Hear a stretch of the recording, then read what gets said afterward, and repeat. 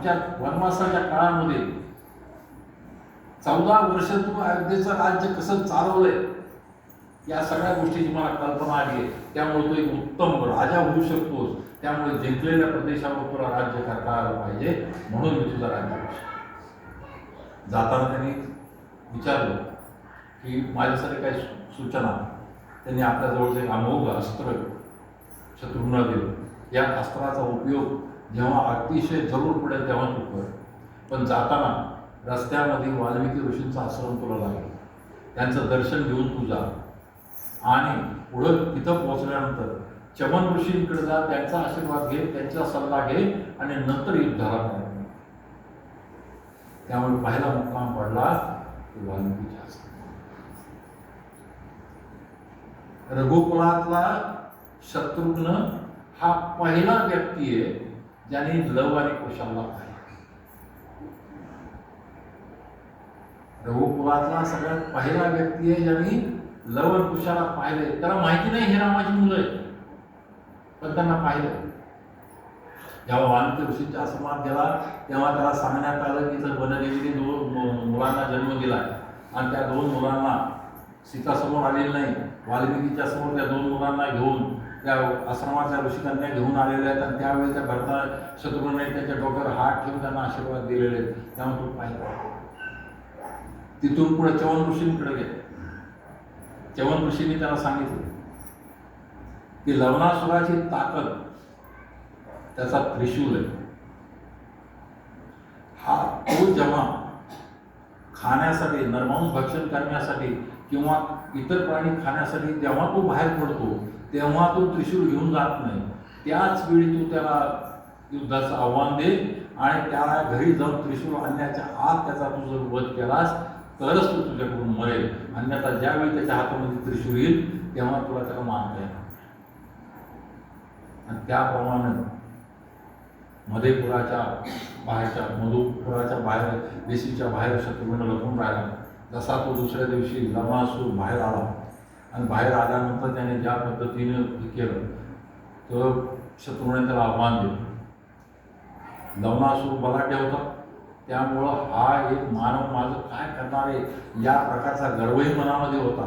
त्यामुळे त्याने युद्ध करायला सुरुवात केली आणि योग्य वेळी प्रभू रामचंद्राने दिलेलं ते अमोघ अस्त्र लवणासुराला सोडलं आणि लवणासुराचा त्या ठिकाणी वध झाला. लवणासुराचा वध झाल्यानंतर त्या मधुपुरा या गावाचं राज्य जे त्याला मिळाल्यानंतर त्या ठिकाणी त्यांनी जी नगरी बसवली तीच आपल्या कृष्णाची मथुरा. त्या मथुरा नगरीसोबत जी आहे ती कुणी बसवलेली? शत्रुघ्नाने. त्यावेळी जेव्हा आणि त्या ठिकाणी राज्य करायला सुरुवात केल्यानंतर श्रुतकीर्ती त्याच्याकडे गेली. पुढं रामचंद्रांनी अश्वमेध यज्ञ करायचं ठरवलं आणि अश्वमेध यज्ञ करायचं ठरवल्यानंतर शत्रुघ्नाला बोलावून पाठवण्यात आलं. शत्रुघ्न आला. त्या घोड्याच्या रक्षणासाठी शत्रुघ्न सेना घेऊन निघाला. आपल्याला जी कथा माहिती आहे त्याप्रमाणे हा घोडा केवळ लव आणि कुशांनी अडवला असेल, पण तो वास्तविक पाहता या घोड्याला बऱ्याच ठिकाणी अडवला. काही जे राक्षस होते किंवा जे राजे होते ज्यांनी अडवलं होतं त्याला शत्रुघ्नाच्या सेनापतींनीच पराभूत केलं, तो घोडा सोडला. पण तो पुढं गेल्यानंतर तारकासुराचा मुलगा विद्युन्माली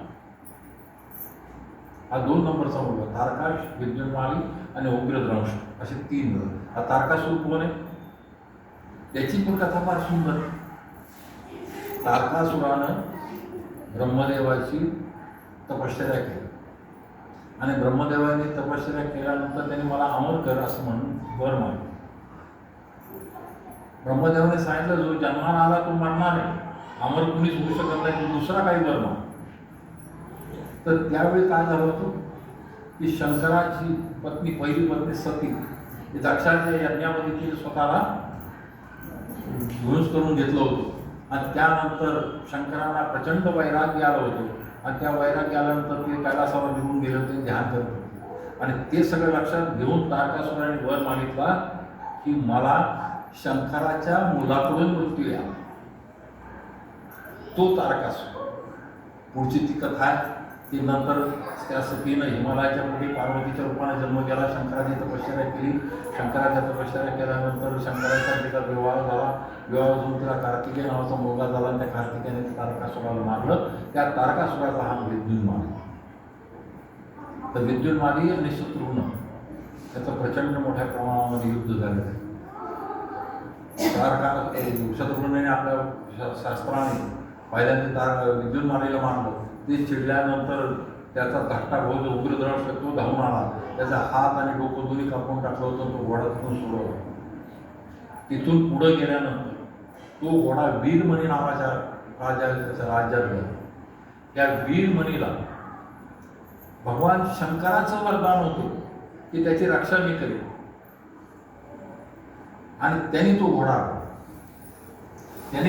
अडवल्यानंतर त्या वीरमणीचं आणि शत्रुघ्नाचं